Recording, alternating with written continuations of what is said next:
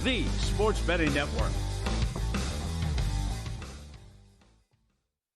The numbers told the story, they always do. It's one of those idiots who believe in analytics. This is a numbers game with Gil Alexander on VSiN. Good Friday morning to you. It is a numbers game at VSiN, the Sports Betting Network, VSiN.com, Game Plus, iHeartRadio, YouTube TV, Sirius XM Channel 158. You know the drill. It's Gil Alexander. That right there is Kelly Billett, everybody. Hey-o. What's happening? Not much, man. How you doing? Steam schmeem, as my mom used to say. Oh, man. I got my face kicked in on multiple fronts yesterday. Preseason's one thing. Then the... all that talk. Oh, yeah. All that talk. And by the way, raising our hands, right? Guilty as charged. Oh, yeah. 0 for 2 over here. 0 for 2 over here. I don't know if you get the guys in the back have the Scotty Scheffler scorecard from yesterday, but how about me betting a Scotty Scheffler to finish top 10 in the first round? Gilly goes like 2 under through like 3 holes. I'm like, this is easy. I'm at the gym working out, barely paying attention. Of course, bogeys. The final hole to knock him out of the top 10. I'm like, Scotty Scheffler, just, I don't know how many times a year. What would you say? 3-4 times a year just causes me absolute heartache and torment. Even when you bet on the guy. Yesterday, just one of them days. One of them days, man. One of them days. Tim Lawson will join us on the show today. By the way, usually it's a Felica and Fezzik Friday. Fezzik was with us yesterday. He couldn't be on today. And Felica, I don't know what his excuse is, but he's not on. On his way to a wedding, Gil. That's okay. Yeah. That's a good enough excuse. Tim Lawson will join us to talk MLS soccer. You want some soccer action for your action junkies out there? He's got some soccer plays in MLS. Tim Murray on college football. Pete Futak on college football. How about that? A couple college football segments today on the show. And then the National Football League. Surprise teams to make and miss the playoffs. We will talk about Cleve's parameters, Cleve TAs, right? What are you smiling about? No, it's awesome. It's an awesome exercise. So it's I'll do it off the top of my head. It's teams that are minus 190 or better or shorter to make the playoffs. Which of those do you think will miss? And then teams with a season win total of 8.5 or less, which of those do you think will make the playoffs? Win total of 8, actually. Oh, I thought 8.5. Okay, 8 or greater. Who will make the playoffs? So surprise teams there. We'll do Are We Sure? Estamos Seguros. We will do that later on, including something I was pondering the other day, which is a little off topic. And by the way, can I do it? I know we never do this. Random, since we're doing a random Are We Sure? Can I do a trivia question at some point on this show today? Sure. Courtesy of our friend Will Hill, VSiN host Will Hill, VSiN podcast host Will Hill, Should Have Bet More podcast. A trivia question that I was completely not only flummoxed by, but flabbergasted by the answer. Is this a sports trivia question? Yeah, it's a sports trivia. It's an NFL trivia I didn't know question. if you were about to give me like a Fezzik, what if someone's going across the bridge with a lantern and then they got to return? No, we're not doing that. No thought exercises. We're not doing that. Real quick, so I want to get to my tennis plays. I want to get to my NFL preseason plays, which I did. Brain dead NFL preseason plays. You like that, tease? Coming up here momentarily. Yesterday in tennis, not good. 1-3. Your boy Zizou got home. Zizou. But the day sort of hinged on the final in Montreal between Naomi Osaka and Victoria Mboko. And Victoria Mboko wins it in 3. Naomi Osaka was minus 158. At some point yesterday, I looked at it was minus 190. I don't know where it closed. Could have come back for all I know. But again, it was another 30 cents of CLV kind of thing at one point. I don't usually play big. Minus 158 is about as big of a favorite, I think. I looked at my spreadsheet. I haven't seen me play that big of a favorite in years. And despite the CLV, the reason I bring it up is because, first of all, congratulations to anybody who had Mboko in this. But Osaka, this was more revealing about Osaka than anything. And again, I usually preface these things by saying, I don't want to take anything away from Mboko, and then, I take away this from Mboko. We all do, yeah. But I don't mean to do this. I really don't. It was more revealing about Osaka than anything. Mboko is going to be a great player. But Osaka was up a set, and then she was down a break, and then down a second break, and then Mboko was trying to let her back in the match. She was double faulting. She got one break back. It went from 5-2 to 5-4, and Osaka was just moping, like a toddler or like a child who like they move their shoulders back and forth when they're walking. Like, I don't want to be here, right? That was Osaka. She couldn't get out of her own head. Why? Because the crowd was rooting. The Canadian crowd was rooting for the Canadian player, and she just couldn't handle this. And then, she was down a break in the third. She got back the break. The body language was awful. And she did one thing that I do on a tennis court, which is you're just lazy. Yeah. A ball's coming at you, and you're like, oh, I think this is probably going to be out. I'm not going to move for it. And, she would just, stand on the base like, oh, Lynn, what do you know? So, anyway, it was such a window into her moving forward in terms of whether you want to bet her in matches or not. It just gives you pause. And in the post game, this is the thing about tennis. You have to speak afterwards in the final. No other sport does where you win or lose. And she got up there, and the first thing Naomi goes, thank you, I guess. It was 30 seconds later. It reminded me of what Serena did to her when she won her first slam, her U.S. Open. Hurt people. Anyway. This is a bit of an Osaka thing from before, though, right? Okay. It is, but this was just not that I'm saying you should have seen it coming, no, but you're saying, maybe red flag, though, of are we getting back to our old ways right now? No, it's not fun. We got 4 more today. And this is in a time of year, right, where this is rapid tournament play now here over the next couple of weeks. This is the first time I've ever sort of overlapped on these tournaments again. Right. We're in Cincinnati now. This is the prelim to the U.S. Open. I've got 3 on the men's side. Adam Walton versus Mariano Navone. Adam Walton at -122. Had success betting him a couple weeks ago. Really? I was just going to say, no way you've ever bet that dude before. Yeah. Okay, all right. Alexander Muller. +106 versus your boy Jensen Brooksby. Damir Jumhur versus Mattia Bellucci. Mattia Bellucci's number's not good lately. Jumhur is +132. And then on the ladies' side, and this is the first one this morning, Antonio Ruzic, who we had success betting a couple weeks ago, versus Lulu Sun. You can get Ruzic at a better number than I got her at. I got her -133. She is lower than that now. So Walton, Mueller, and Jumhur on the men's side. Ruzic on the ladies' side. The brain-dead NFL. Back to the NFL. First of all, the steam last night. Let me just let's go back to that for a second. Here we are. We're saying steam. Such a big deal in the preseason. You'll never see this in the NFL, and you won't in terms of the movement. And we talked about post-steam is pre-steam is one thing. 65% over a almost 500 game preseason span, 450 game preseason span to be accurate. 447, I think it was. And even post-steam, this could work out for you. Well, guess what? Nothing did last night. The first 3 games of the NFL preseason beyond the Hall of Fame game. First, it was the Eagles beating the Bengals 34-27. Remember, the Bengals on the move multiple times, including during the show yesterday. They ended up being 6.5 point favorites. Remember, Kelly got the 3.5 in the first half, which quickly became 6 in the first half by the end of show yesterday. Neither of those hit. So Gil, I had 2 side bets yesterday, right? One of these I don't regret. One of them I do. This one I don't. Bengals were exactly what great offense, terrible defense. You're right. Did Joe Burrow and Jamar Chase show up? Wow, they looked fantastic. But Tanner McKee was unstoppable on the other side. The great Tanner McKee. The great Tanner McKee. Then Ravens and Colts. Ravens won that 24-16 after the Colts were a 6-point favorite in that. Real quick, just to follow up. The Eagles finished with 427 yards of offense in that game. Only 2 starters played at all. If you're an Eagles fan, you're like, yep. We're looking pretty good. We're ready. The Ravens game, so the Ravens beat the Colts, who ended up 6-point favorites. A couple of injuries in that game, right? Anthony Richardson dislocated his pinky. And if you thought that was gruesome, good God, this poor 6th-round cornerback for the Ravens, Bilal Kone. Yeah, that was still pass interference, though. Kelly Bidley. I'm sorry, Judge. It was. It's an injury. It was terrible. I feel bad. Poor kid's leg was 90 degrees. And then, I don't know about you. You know I've got a soft spot for Anthony Richardson, but there's a free rusher coming off the side in your face, man. You got to see that. And the Raiders-Seahawks was a tie, which is fun. A tie.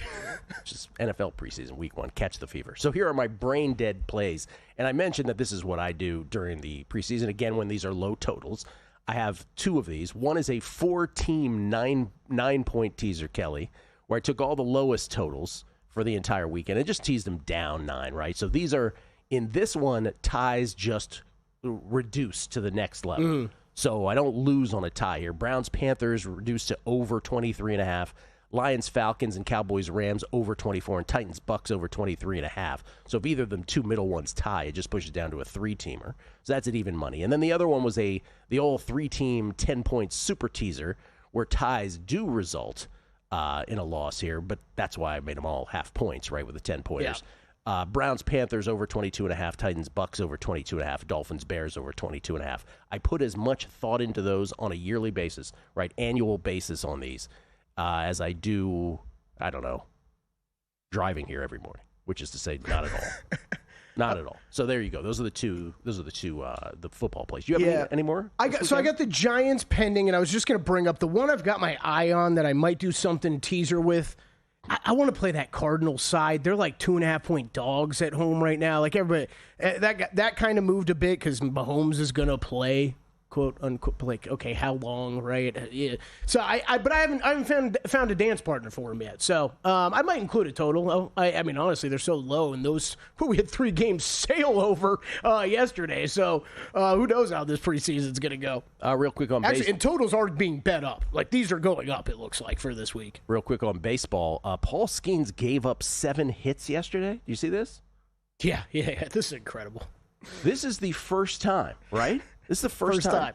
First time in 47 major league games. And it took 47 for him to give up 7 hits to an opposing lineup. So his record streak of allowing 6 or fewer hits ended at 46, 7-0 win over the Reds. Think about that, because when we talk about like 6 or 7 hits, usually the recap is, pitcher X scattered 6 or 7. Like, he only now is graduated to his worst game is a scattering of hits. Yeah.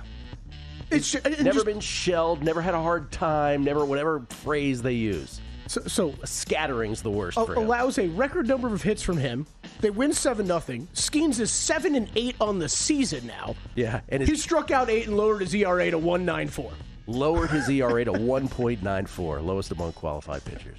Pretty good. We'll update the early August wins and NFL next. Got a good day coming. Just wait and see. It's a good.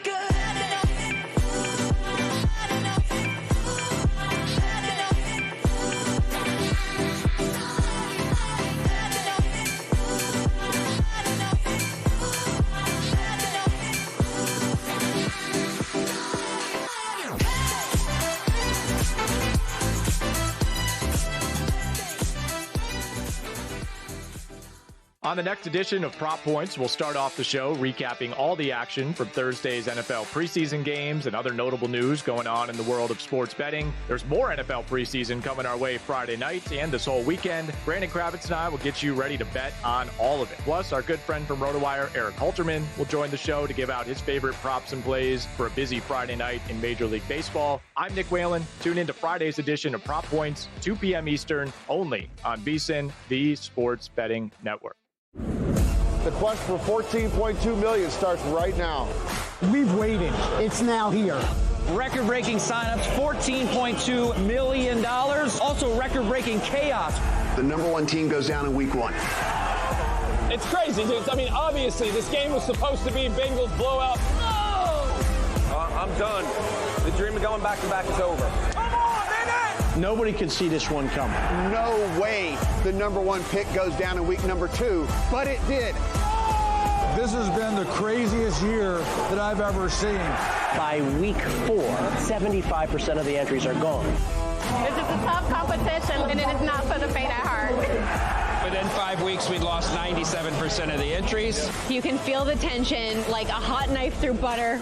How many survivors will make it to even mid-season? New episodes nightly at 9 p.m. Eastern, only on VSiN.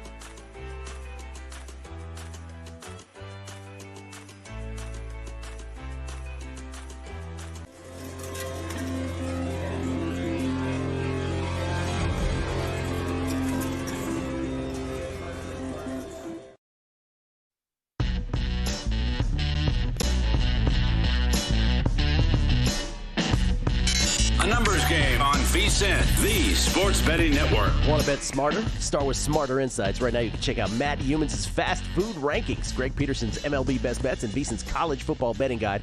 And later today, you can check out Britton Hess's UFC picks, Saturday Saratoga horse racing predictions, and Steve McAdam's NASCAR simulation. Right now, you can sign up for as little as $9.99 to access all the VSiN Pro articles. Just head to VSiN.com/subscribe to sign up today. The last dance for fast food rankings. Yeah, I read through a bunch of that. It was kind of a sad article. It's just the Matt really wrote up a bunch of just it was a final farewell. Were you weeping while you were? I almost did. Yeah? I almost did because he did a great job of bringing back to how it started and just remembering the pandemic days. And oh man, were those some interesting times around here at VSiN when we had nothing to talk about. VSiN.com with a very special fast food rankings. You remember that when I was... And then I finally got to the rankings skill, and there were some shocking moves. Really? I'm telling you, ones that Humans has had like 1, 2, 3 for years that plummeted.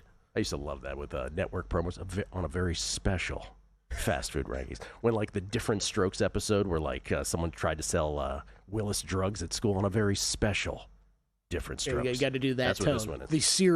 The serious quiet tone. This is We Get Tweets at Beatty the Book. Y'all are the best. Love y'all. Best listeners in the game. This is from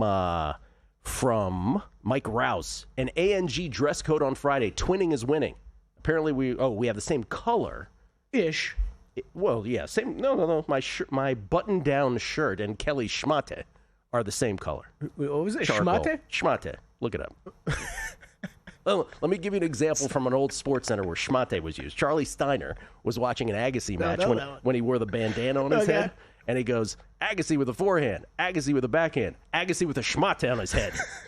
It's one of the great sports center calls of all time. James Sott, I watched the last 3 games of the Osaka match, and that was horrible. She checked out. That was not cool. It really was not. Dell, Mind the Gap Radio. After watching the Colts last night, they should not be favored in week 1. Take the Fins. Take the Dolphins plus 1.5. Also, question for Kelly. Can you name another wide receiver for the Colts besides Pittman? Oh, sure. You can do that. Adonai Mitchell. Adonai Echad Mitchell. Yes, that's correct. Thank you. Alec Pierce, of course. Is he still there? He's still there, right?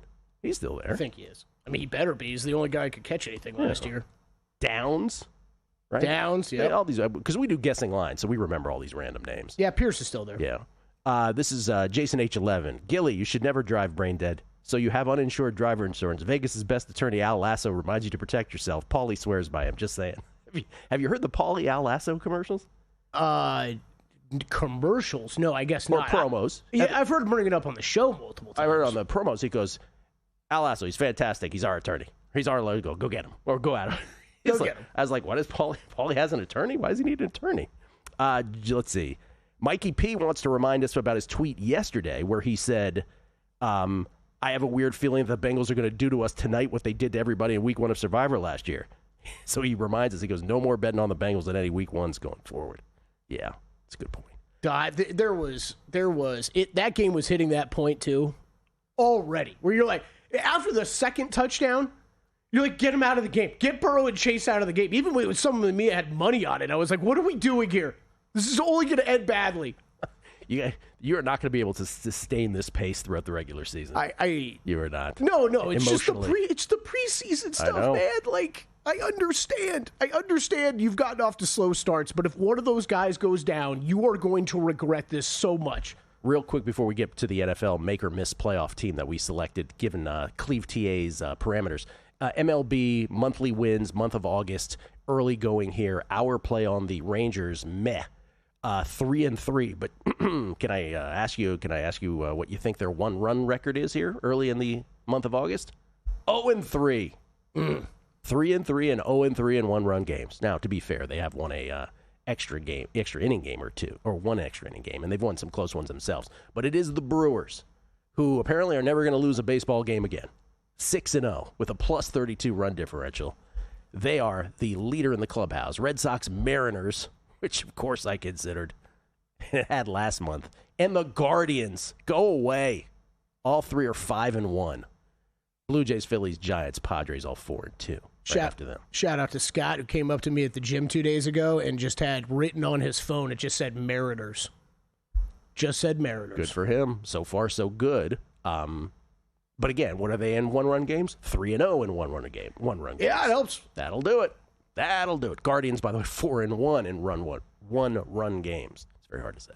Can I get my trivia question before we do Make Miss? Sure. This is from Will Hill. We don't usually do trivia questions on this show, but I thought this one was fantastic. Because even when I got the answer, I couldn't get the answer, and then when I got the answer, I was like, this can't be real life. All right, the year was 2008 in the NFL. 2008 regular season. Okay. The MVP ended up being Peyton Manning of the Indianapolis Colts. You remember Peyton Manning, right? He was the MVP. Good quarterback. Yeah, he was voted number 1. He won the AP NFL MVP award. Can you name the two players and don't look and then, think obviously don't look. Can you name the two players that Probably tied not. for second in voting? Oh, gosh. Can you name the two players for the 2008 season that tied for second in voting behind Peyton Manning, who won the MVP after the 2008 regular season? That is your trivia question for the day. All right, I'll think about it during the break. Okay. I'll get back to you. Now, Cleve TA, our buddy who does his NFL betting guide, he's great with the parameters. A team, what is a team? We're going to do a make miss. We're going to pick one team here for each of these categories. A team, let's start with the, you want to start with the miss or the make? Let's do the miss. Let's do the miss. Okay. So a team with a miss the play, or I should say a make the playoffs of minus 190 or shorter. Minus 190 or shorter, or minus 190 and longer? Shorter. Minus 190 and shorter has missed the playoffs. What is it? How many years in a row now is this? Let me, since we're getting on the screen here, let me, I'll read Each it here. season since 2008. Each season since 2008. A team with a make playoff pre-flop number of minus 190 or shorter has missed. Who, sir, would be your pick in that category to miss the playoffs this year? So if you go over to the first part with this is obviously going to change year to year, right? But if you go over to DraftKings and look at how many teams are even a minus 190 or more to make the playoffs, that would be the Bills, Ravens, Eagles, Chiefs, and 49ers. That's it. That's our entire list. I went Niners, and it's what happens, right? It's Ayuk, injury stuff. McCaffrey maybe isn't fully healthy. Kittle get a little older. Maybe Purdy takes a step back. And the schedule just doesn't end up being as easy as we think. Oh, wait a minute. So it says a team with minus 190 or lower odds to make the playoffs has missed in each season since 2008. I read minus 190 and lower as minus 190 and less likely, not the other way. Minus 190 and lower. Did I misread that, or did you misread that? You did, but it's probably just not explained well enough. Big favorite that misses the playoffs, right? Okay, because I ended up reading it as minus. When he said lower, I ended up saying minus. I picked a minus 140 team. Okay, I read it the other way, and I went with the Chargers. So you're saying it's one of the ones that is higher than that? Correct. All right, so we had a little word problem there. Maybe we should have. I hate in rehearsal when we don't get this right. Anyway, I went with the Chargers. So just doing it my way since we botched that. The Chargers for me again. By the way, did you hear this? Pro Bowl left tackle Rashawn Slater going to miss the entire season for the Chargers now. Ruptured patellar tendon suffered in practice yesterday. He'll undergo surgery, be placed on injured reserve. They have a harder schedule than last year when they won 11 games, but this is just a numbers game. See what I did there? This is just a numbers game for the Chargers in a crowded AFC where, take the division winners, right? Let's say it's Buffalo, the Houston-Jacksonville winner, or the team that ends up with a better record in the South, Baltimore, and Kansas City. Just go with me, Bengals fans. And let's say then the wild cards are the Bengals and two others. I have the Broncos as one of the two others. So then the Chargers are, as a numbers game, you're only playing for one spot. Mm-hmm. And you're up against the Houston-Jacksonville loser and the Pittsburgh Steelers of the world. I'm not a guy who trusts Justin Herbert. So anyway, my play was the Chargers based on how I read that. All right, let's do the other one. Yours was the Niners, if things could go wrong. Yes. Okay. The other one, which we both got right here, is since 2000, at least one team with a win total of 8 or fewer wins has made the playoffs in every season. In 21 of the last 25 years, at least 2 teams have made it, including 5 teams last year: Washington, Denver, Tampa, Minnesota, and Pittsburgh. You came up with? I listed a few options here, but number one would be the Miami Dolphins. Ooh. And this is one that I haven't bet yet, Gil, but I'm going to play some alt overs on them. This is just, I feel like there is so much injury expectation baked into their numbers that it's just, what if everybody stays healthy this year? It's as simple as that. What if Tyreek Hill and Tua are friends and everybody stays healthy? This team, I think, has got a chance. I'm going to say Atlanta Falcons. Win total of, if you allow me over 7.5 minus 140, as counting in this, right? Because that's what it is at DraftKings. 4th easiest schedule in the National Football League. And would you really be surprised if Tampa wasn't quite as good as last year? And Michael Penix in a perfect world, where he showed flashes of manifest this year, and Atlanta is the team that wins. Yeah, I like that the one. NFC. It's a good one. Yeah, nothing super sexy on those, but I think that's always interesting. What is the team based on those parameters that get there in both directions? Coming back, MLS soccer next with Tim Lawson. And they're off.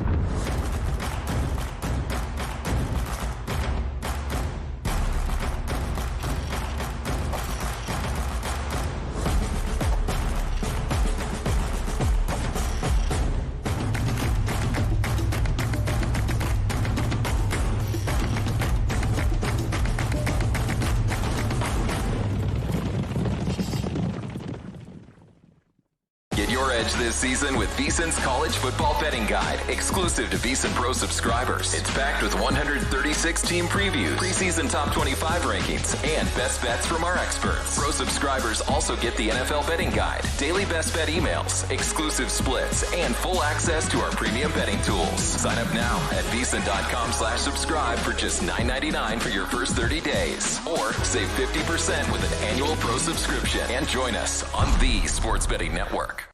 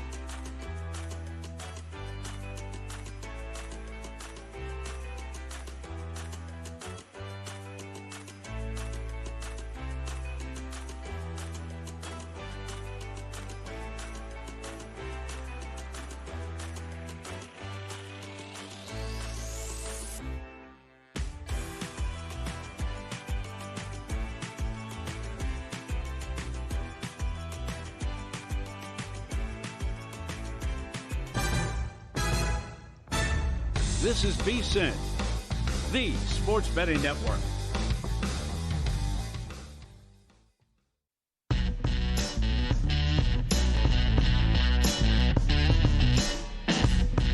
A numbers game on VSiN. VSiN, the Sports Betting Network. Circa Survivor. I'm not going to give up. Circa Survivor, the quest for $14.2 million. 10-part documentary series following the drama, strategy, and heartbreak inside the world's largest legal football contest. Episodes air nightly, 9 p.m. Eastern through Saturday on VSiN. Then catch the final 5 episodes, which I have not seen the final 5, next week, August 12th through the 16th, also at 9 p.m. Eastern. If you missed an episode, you can watch them at VSiN.com/Survivor. It will definitely get you charged up for this year's Survivor as well. You bought your entries yet? No.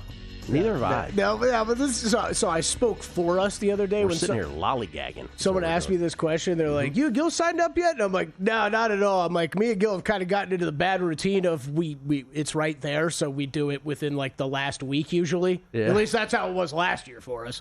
Let's see. This is we get tweets at beat of the book. Kevin Ryan, Gil, how stupid can I be? He said, John Harbaugh's preseason career versus the news of Richardson and Jones playing in the first half, and I jump on the Colts and brag about CLV. Kelly was saying the same thing. This guy, I'm right there with you, buddy. Right there with you. At what point in that game were you like, why did I bet against John Harbaugh? Keaton Mitchell's like second run.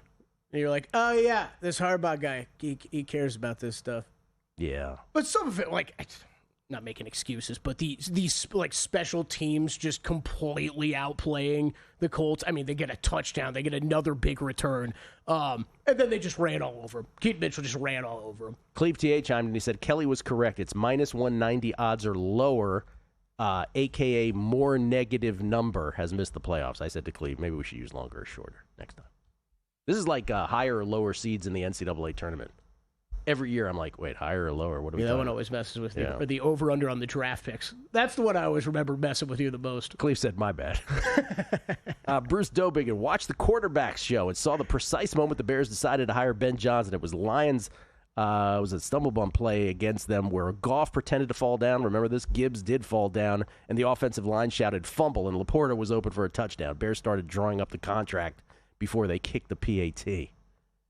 Yeah. Ben Johnson, who legend has it, was had a meeting with the Washington Commodores and thought that their front office was too basketball-y. Oh, interesting. Josh Harris being the Sixers owner, Bob Myers, former Golden State Warriors GM, was involved, being part of that, and of course Magic being a part owner. He was like, too basketball-y. Jaden Daniels, too basketball-y for you, buddy? All right, your trivia question's messing with my head. Can I throw out some names to you? Okay, so again, because I know they're all going to be wrong. Anyways. The trivia question. There's a reason why you're asking it. There's no reason why I'm asking it. The only reason I'm asking it is they're going to be surprise names. Well, it's because I love a trivia question. It takes a lot to impress me with trivia questions, right? And so Will had one where not only did I not know the answer, but when I found out the answer, it blew my mind how little I possibly could have remembered one of these people. So the trivia question is, Peyton Manning won the MVP in 2008. Who finished in a tie? Which two players who finished in a tie, second place in voting? I got 5 names I wrote down. I don't even know if I'm right on years of like exactly when they were at their prime, but I think I am. Chris Johnson, Adrian Peterson, Tom Brady, LaDainian Tomlinson, Drew Brees. Chris Johnson finished 7th. Adrian Peterson, who probably should have been in competition higher up for the MVP, would finish 5th. None of the others were in the top 8. I thought I was early on Peterson, maybe. Okay. Let's see if. Oh, by the way, here's a tweet that leads us right into our next guest. By the way, this is from Joe C714. He said, "Can you ask Paul?" And Paul Carr is not our guest today because Paul doesn't do the MLS. But he said, "But we'll ask Tim this. Tim Lawson. Can you ask Tim what he thinks of Son going to LAFC? I think one of the biggest signings in MLS history." I don't even know. Yeah. And we don't even know what we're talking about here, but Tim Lawson does. He joins us now courtesy of the Aggressive Guest Line. Not only was he the host of the Better Life podcast, but now he's the host of the Better Life Better Than Ever podcast. You can follow him on Twitter at The Better Life, and Megapod historian on his resume as well. How you doing, Tim? I'm doing well, Gil. I have to say the Son Heung-min signing is huge, right? South Korean phenom, former, just came out of Tottenham. I mean, he's definitely the biggest signing MLS has had in recent years, who's not named Lionel Messi, right? I mean, this is an incredible signing, unlikely to be available for this week's match, but when someone sent it to me, I thought it was like, I was like, this can't be, like, are they messing with me? No, huge signing for MLS. And I think, a signal that MLS is starting to legitimize in the soccer world's eyes. Legitimize, so not just a repository for aging stars. Yeah. Right. So Thomas Muller just went to Vancouver, right? He's got a, he took, 4, suitcases to pack all his trophies and medals that he's gotten over the years. Someone signs like that, it's like, okay, this is their golden age, their retirement years are going to come over to MLS and enjoy it. Son coming over is an indication that players who are still in good form and in a good part of their prime may have interest to come stateside. Interesting. All right. And then from a betting perspective, and I think I've brought this up before on the show before, but I just want to sort of establish your sort of perspective on MLS. I have heard from some soccer folks who, soccer handicappers, that they like handicapping other leagues, but for whatever reason, MLS they think is the hardest of all to handicap. You don't view it that way. I can definitely understand how it can be volatile, and because of the salary cap, sometimes parity comes into play more. But I think the more talent and the more the more routine, the more we're understanding the league, the more the league is becoming like other leagues, the more I think it's available to handicapping and get a little more regular results as you might see in other leagues. All right.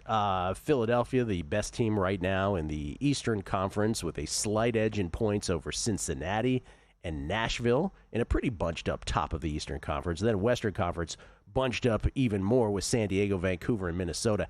We're 25 games in. How many more games left in the season, Tim? I probably should. I mean, it's got to be like we're a little past the halfway mark, right? So like 10, maybe 10 more, I think, maybe for league play. Okay. You have a trio of Major League Soccer bets. What do you have, sir? First, Dallas. Lucho Acosta is on his way out, going to Brazil, but I think they're still in a good spot here to pick up 3 points. Portland had a really great showing in Leagues Cup. I'm going to bet that maybe 10 people at max in your audience knew that there was a interseason tournament going on between MLS and Liga MX. But Portland had a really great showing. But Santi Moreno, I should say, has created some drama inside the club by packing his bags and threatening to just leave until a transfer is complete, which is weird because like he's expecting it to be complete and also being like, hey, I'm just going to leave until it is. I think that this Dallas side is ready to show they can succeed without Acosta, and I think that with Moreno possibly not playing, Moro Acosta and Antony getting meaningful minutes in a recent match where they played down a man, I think Dallas is in a nice spot here to pick up points against this Portland side that may have a rotation going into the week. Also remaining in the state of Texas with Austin on the money line here. Yes, I think this is the largest edge of the weekend, in my opinion. Many believe that this lackluster offense would struggle after the injury to striker Brandon Vasquez, but I think quite the opposite is happening. Owen Wolf and Murto Azzini have both stepped up in creating chances, and this entire Austin squad will be rested after not playing in the Leagues Cup. Houston, on the other hand, did play all 3 matches, and they lost all 3 matches. They're generally in poor form. They had some starters play in their most recent match. I think that you're either going to get some tired legs for the starters or a rotation of less quality in either side. I think either way, I think a sneaky Austin side can get all 3 points against an interstate rival here. All right, now explain this last one to the uninitiated here. Yeah, so LAFC, who we just talked about, Son likely unavailable to play, but LAFC draw no bet. All can be also be listed as a pick'em. What it means is if it lands on a draw, it's just a push. It's a no bet. If LAFC wins, it's a cash. If they lose, it's a loss. But it protects you a little bit against a draw in a situation where you may want to maybe not go all in on a money line. The simple handicap here is, it's a little counter to my last plays, but Chicago, who didn't play Leagues Cup, LAFC did, but the star striker in LAFC, Denny Bouanga, did not even suit up for the last match, so he's expected to be both available and rested. LAFC, coming off of this recent signing, they're all in for winning. They're the more talented side. And for as good as the Chicago attack is, they're really known for letting quality sides stick around. And that's who LAFC is. I think that they're going to be able to prevail. But I do want to respect Chicago's extra rest here. So I'm going with the draw no bet. All right. Dallas, plus 110. Austin, biggest edge of the weekend, plus 116. And then LAFC, draw no bet. So if it's a draw, it is a refund on LAFC at plus 102. Tim, real quick before you go, 30 seconds. You are the Megapod historian. Beating the Book podcast, Betting Dork podcast, put them together. How many episodes total have we done? Oh, it was just shy of 1,000. It was like 970, I want to say 980. It got really close. Out to double check, and those were rough numbers. Before week one, I will have an absolute number for you to report to your audience. Thank you, Tim. About to hit 1,000, Kelly. Sounds like you need to pick it up. Yeah, 1,000 episodes of a podcast. You're lucky if I wasn't wearing pants back in the day. You got to hit 1,000, man. Come on, Tim. Thank you. That close. Are you wearing pants now? Great seeing you, Tim. At The Better Life is where you can follow Tim for all of his soccer plays. Let's talk some college football. Tim Murray, VSiN's own, next, right here on the Numbers Game at VSiN, the Sports Betting Network. As sports fans, we may cheer for different teams, but there's one thing that we can all agree on. We want the game to be big. And with 3 levels, 30 cabanas, a 143-foot screen, 6 clean pools, and endless cold drinks, it doesn't get any bigger or any better than Stadium Swim in Las Vegas. All sports, all seasons. It's more than a pool deck. Stadium Swim. It's the only thing like it in the world. Elevate your sports betting game with VSiN's exclusive betting splits. Stay ahead with real-time market trends and track bet percentages on any matchup, then uncover the edge by comparing them to the amount of bets placed to find out where the sharp money is headed. Upgrade to VSiN Pro to access betting splits, live odds, line moves, power ratings, and in-depth game analysis.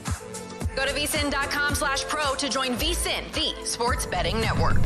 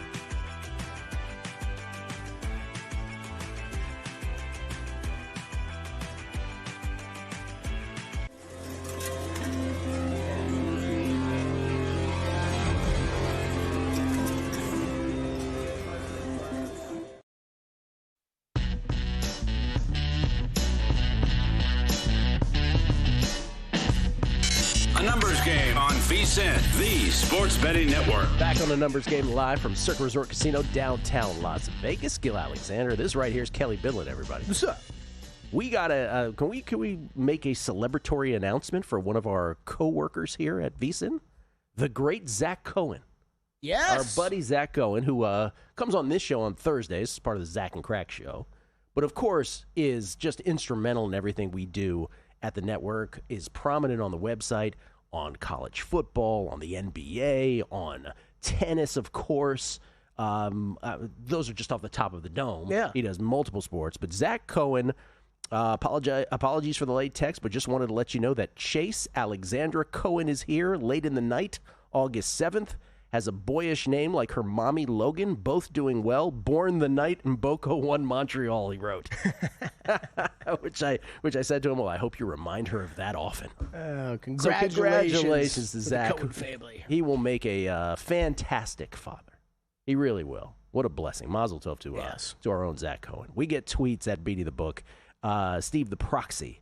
A little light on guests today. Can you please spend 10 minutes discussing when was the last time you ate chicken planks at Long John Silver's or a burger at A&W in Boulder City, and how does it rate versus Carbone? The VSiN host food spectrum is wide, he says. Yeah, I'm going to go Carbone.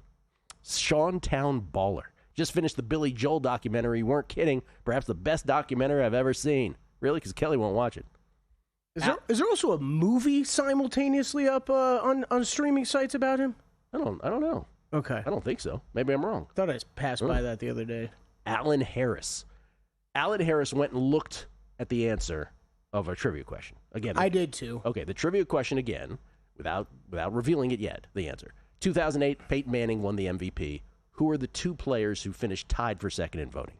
And Alan Harris, at Big Cat Sports, he goes, just goes to show you, after he looked at the answer, he goes, just goes to show you how dumb the MVP/Offensive Player of the Year voting was even then. The two guys that finished tied for second in MVP voting got a combined one Offensive Player of the Year vote, and Drew Brees won Offensive Player of the Year without a single MVP vote. Yeah, it's silly. It's I think also just if you look at I pulled it up during the break. If you look at the final voting too, just compared to what MVP looks like nowadays, it's a plethora of positions that are represented in the voting back then. The thing that is, again, by the way, all credit to Will Hill, who had this trivia question. He was the one.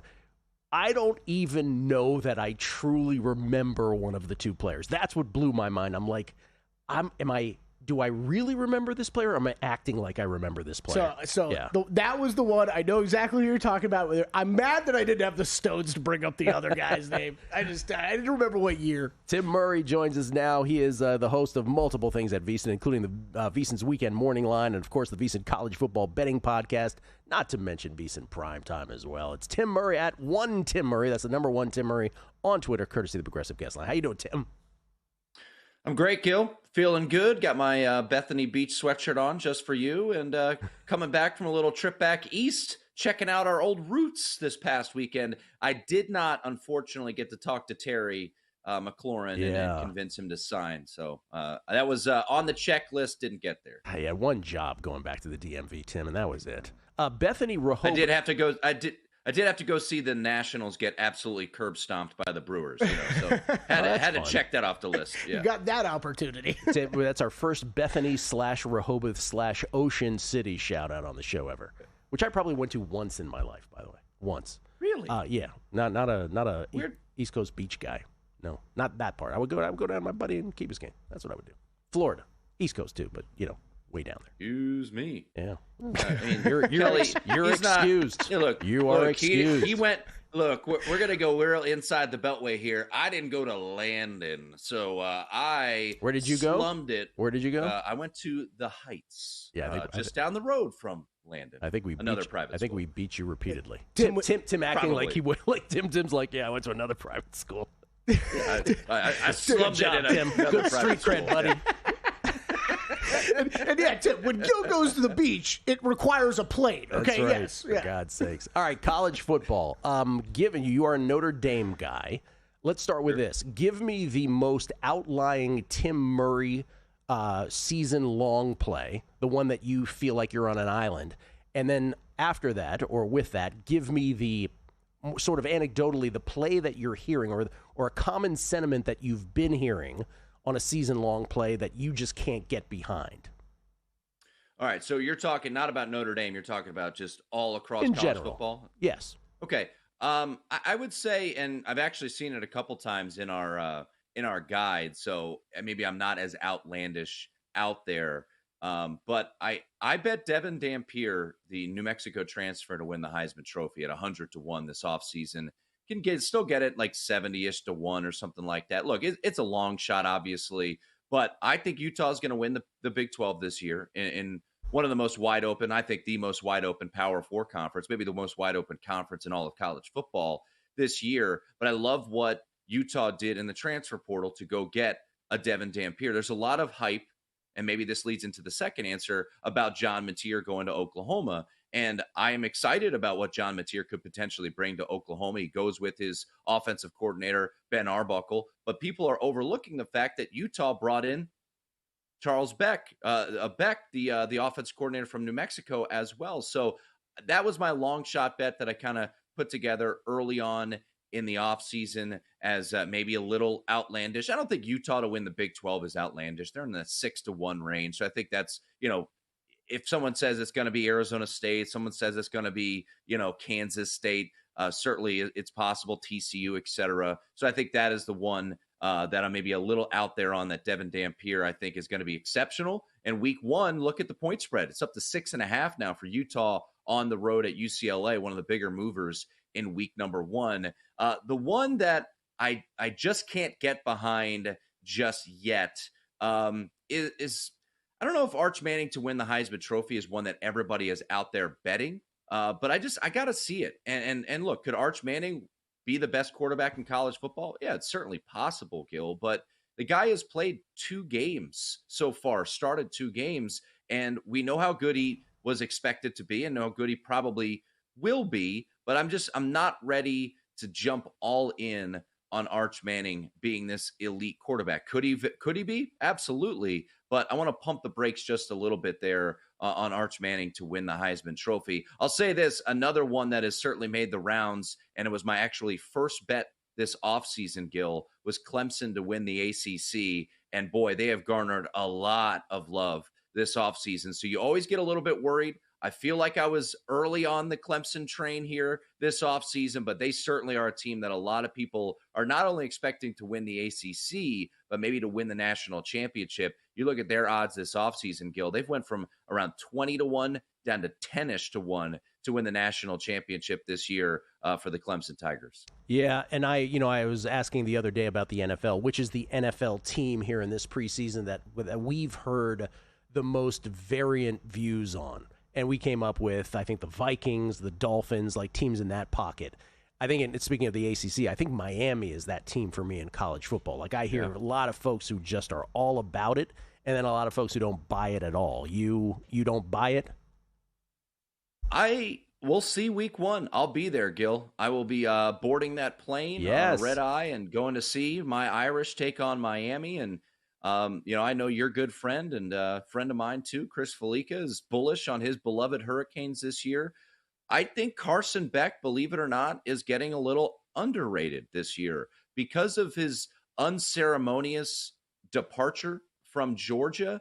I think people are sleeping on him just a little bit. If you look at the raw numbers of Carson Beck, his 2 years as the starter at Georgia, Gil, they're pretty impressive. Now, the big question with Miami is going to be the wide receiver position. They lost a ton of production at the wide receiver position. They also lost a ton of production at the running back position as Damian Martinez moved on to the NFL. So I think that's the question. I'll say this about week 1, and I think this is a sentiment that our friend Bear, Chris Felica, does hold as well.